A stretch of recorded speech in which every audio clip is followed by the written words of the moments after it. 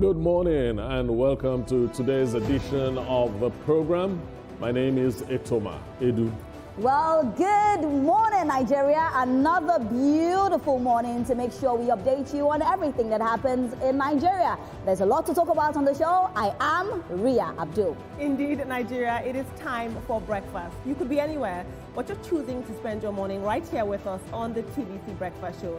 I'm very grateful and you're very welcome. My name is Olamide Odekunle. Absolutely, and we are getting complete, day by day, one after the other. Thank you so much for joining us on TVC Breakfast. We're here to give you all the information you deserve to know. Again, I'm Ibrahim Sheta. Good to see you guys. Once again, good morning, Nigeria. Do you know why I'm so excited? The table is complete. Like, the table is now very complete. Olamide, it is so good to have you back. I'm very happy to be back. I must say I missed you. I've missed trending now. Like, Ibrahim has been holding the fort here and there, but no one does it like Olamide. He did a good job, but I need some more energy. I need some more pizzazz. He couldn't even dance. He couldn't dance. You guys have been doing such a great job while I've been away. I've watched you from afar, and you've told the stories that matter. Yeah, I'm so absolutely. proud to be working with this team. And I cannot wait for today's trending. Let's see what we have. Well, good morning once again, Nigeria. Now there is a lot to talk about on the show. You know how we do it. At some point, we will take our newspaper review where we give you all the conversations that have made it to the newspaper. And then we'll go to Abuja where we have the FCT brief. We have an interview in the House, very important interview. We'll be talking about the Defense Minister resignation. So you need to stay tuned for that one. And then the beautiful Olamide will take us through everything trending in the world of social media. So please grab your cup of coffee and let's have a fantastic show. Now we'll start with the story where the Northern States Governors Forum has emphasized the need for tighter security around learning centers through closer cooperation with the federal government, security agencies, and international partners. Luspe Assam has more on this. Desperate times call for desperate measures, and for more than 8 hours, Northern governors alongside the region's top traditional rulers deliberated behind closed doors, seeking solutions to what they now describe as an existential security threat. A few voices, driven by narrow political motives, have created the impression that Northern governors have grown complacent or inactive. Nothing could be further from the truth. Every governor seated here works tirelessly to secure our communities. We coordinate, compare strategies, share intelligence, and hold one another accountable. I would like to extend our deepest condolences and solidarity to the governments and people of Kebbi, Kwara, Kogi, Kano, Niger, and Sokoto states following the recent abductions of school children and other innocent citizens. I equally extend same over the recent resurgence in Boko Haram attacks in Borno and Yobe states.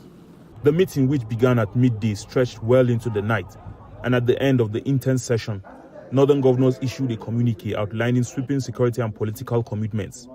First, they renewed their public loyalty to President Tinubu in the fight against insurgency. And Northern states will also launch a historic 19 billion naira monthly regional security trust fund.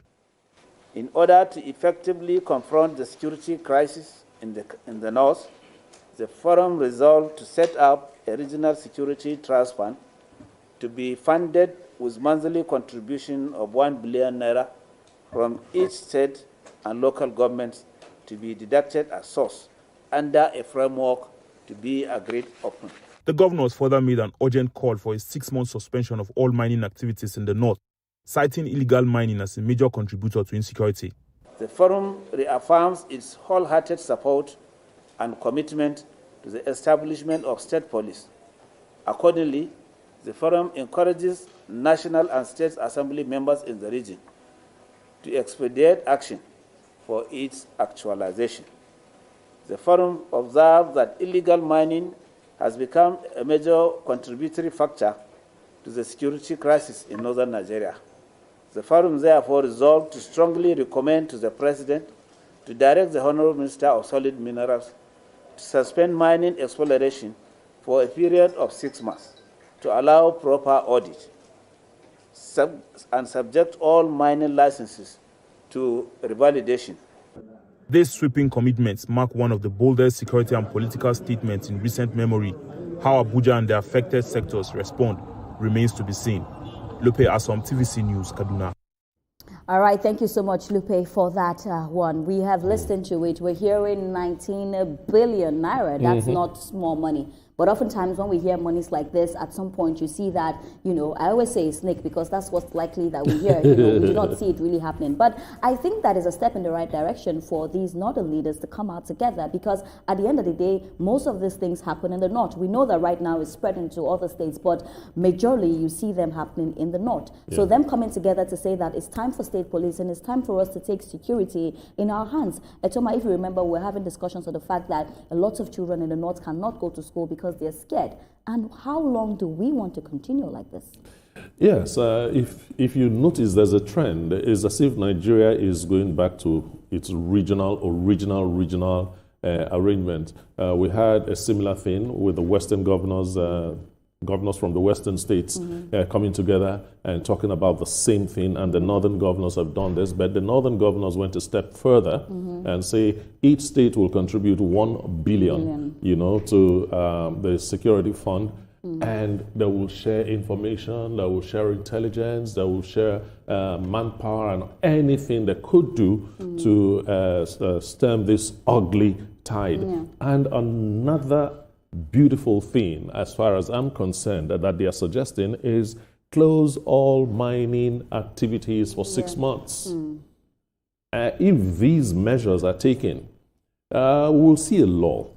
Okay. Hopefully.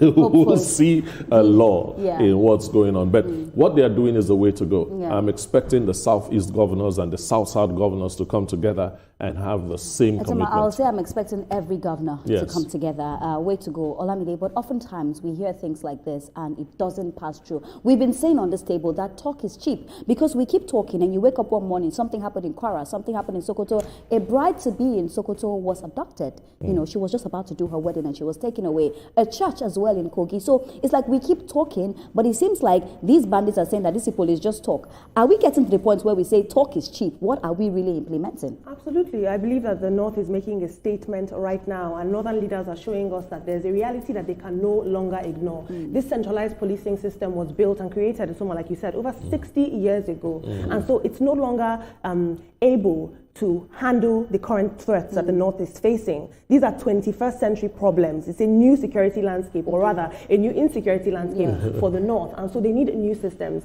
I don't think the question is whether we should be focusing on state policing or not. I think we need a complete overhaul, and it's a chance for Northern leaders to sit down and redesign the security landscape for a region that feels abandoned and increasingly unsafe. I think state policing is a good way to go. I don't know, team, if you ask me. I mean, each Northern community is different in the sense that each of them face a different threat than the other community. So this could mean faster community-based response. On the other hand, if state policing does not have proper oversight, it could deepen political tensions in the North. So this is a double-edged sword, but the symbolism of this, all Northern leaders, regardless of creed, religion, or landscape, are coming together and they are saying, we have to share intelligence. We have to stand together as one. But they also endorse the state policing idea. Yeah, of course they have to. You know, we've been saying this thing. No matter how we say state policing, we need it because the people need to be closer, and these police officers are the ones that will understand the people better. I want you guys to understand the context of this. I'm talking Jigawa, Borno, Zamfara, each of them taking a stand at their borders at the beginning of checkpoints and saying, we're not going to put this together. There will be no place for bandits to hide. And the borders are very porous, Ibrahim. We've been talking about our borders. Most times we're waiting for something to happen, but how are we really securing this border? It's the same question I want to ask. Like, what have they been doing? You know, back in the day. You know, it's like due long time ago. Yeah. No, so it's good that they talked about suspending the mining. You know, the mining of mining activities in the state, because that has always been the root cause of the problem. Not religion, not ethnicity, not anything. There's always been mining, and this mining of a thing, you will see the hands of international communities there. So you will see.